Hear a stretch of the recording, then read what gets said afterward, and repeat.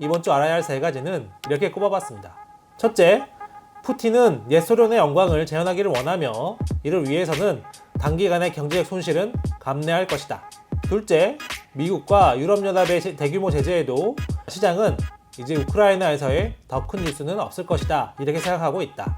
셋째, 앞으로는 우크라이나를 넘어 러시아와 중국의 연대, 그리고 이들이 미국 중심의 세계 질서에 대응하는 큰 상황을 봐야 한다.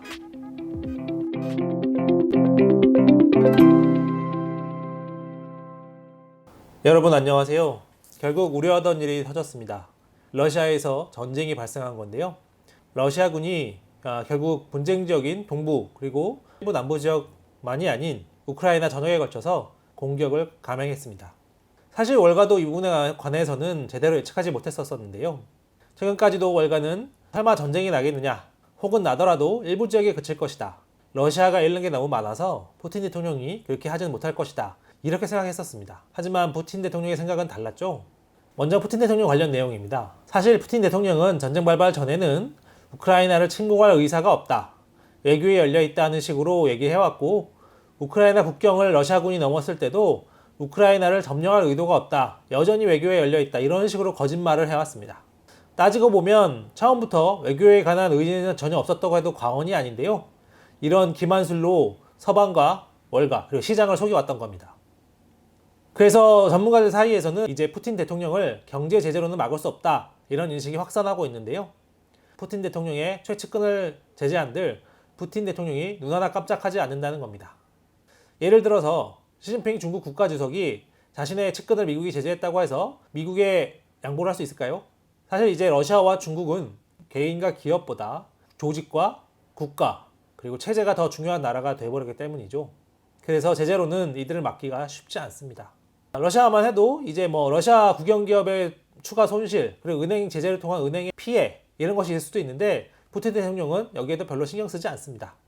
그의 목적은 옛 소련의 부활인데요. 옛 소련 제국을 불효화시켜야 되는데 일부 기업이 손실을 본다? 그 정도는 필요한 부분이다, 이렇게 생각할 수 있다는 겁니다. 모하메드 엘 에리언 알리안스 선임 고문은 러시아와 중국은 장기적인 지정학적 이점을 위해서 단기적인 경제적 손실을 충분히 감내하려고 할 수 있다, 이렇게 짚었는데요. 이것이 의미하는 바는 이렇습니다.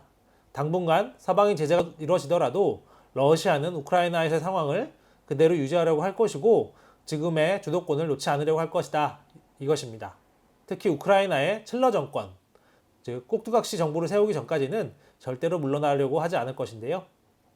이제 시장의 분위기를 조금 더 짚어보겠습니다. 현재 월가에서는 러시아가 본격적인 침공을 하기 전이 문제였지 침공을 한 뒤에는 추가로 나올 만한 악재가 많지 않다, 이렇게 생각하고 있는데요. 물론 더 많은 인명피해와 손실이 있을 수 있습니다. 하지만 여기에서 말하는 것은 침공을 하느냐 안 하느냐, 이것이 가장 중요한 부분이었지, 일단 침공을 하기로 한 다음, 실제 침공을 한 다음에는 큰 차이가 없다, 이런 말입니다. 무고한 인명피해를 두고 차이가 없다는 표현이 좀 그렇긴 하지만 돈만 버는 월가 시장에서 봤을 때 그렇다는 겁니다. 그래서 미국장에서는 바이 더 딥, 즉 하락장에서 주식을 사들이는 투자자들이 나타났었는데요. 증시는 이미 벌어진 일은 지나간 뉴스로 본다, 이런 생각이 이번에도 증명이 됐습니다. 전쟁은 터지기 전까지가 리스크지 터지고 난 다음에는 리스크가 아니다, 이런 얘기인데요. 전쟁이 터질 때 놀란 마음에 한 번에 좀 이렇게 많이 반영이 됐다, 좀 많이 빠졌다가 그런데 이거 지나간 얘기 아니야? 이런 생각이 들기 시작하면 투자자들이 다시 뛰어들 수 있다는 것이죠. 실제로도 그렇고요.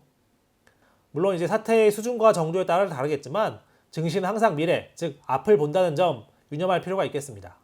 그래서 증시 투자자들은 늘 그래서 이제 앞으로 무슨 일이 있지? 어떤 일이 생기는 거야? 이런 생각을 한다는 점을 유념할 필요가 있겠는데요. 다시 말씀드리지만 전쟁이 터진 뒤에 우크라이나에서의 더 큰 일이 뭐가 있지? 생각해보니 많지 않을 것 같은데, 그런 생각이 증시의 움직임을 이끌었다, 이렇게 생각하시면 되겠습니다.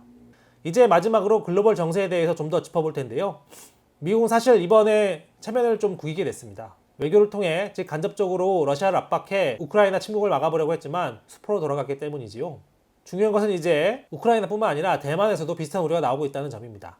중국이 만약에 러시아처럼 대만에 일을 벌이면 미국이 도대체 어떻게 할 것이냐, 이런 생각이 퍼지고 있는 건데요. 이제 미국은 유럽과 아시아 두 곳에서 슈퍼파워 두 나라, 즉 러시아와 중국과 맞서야 되는 상황입니다. 하지만 중요한 점은 냉전 때의 소련이나 중국과 지금의 러시아와 중국은 약간 차이가 있다는 점인데요.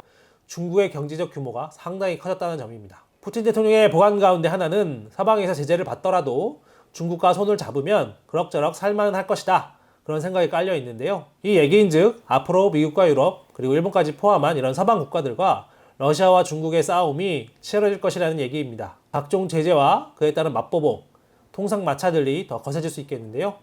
앞으로 유럽의 위기가 빨리 해결되기를 손꼽아 기다려보겠습니다. 오늘은 여기까지고요. 다음 주에 또 알찬 소식으로 찾아뵙겠습니다. 감사합니다.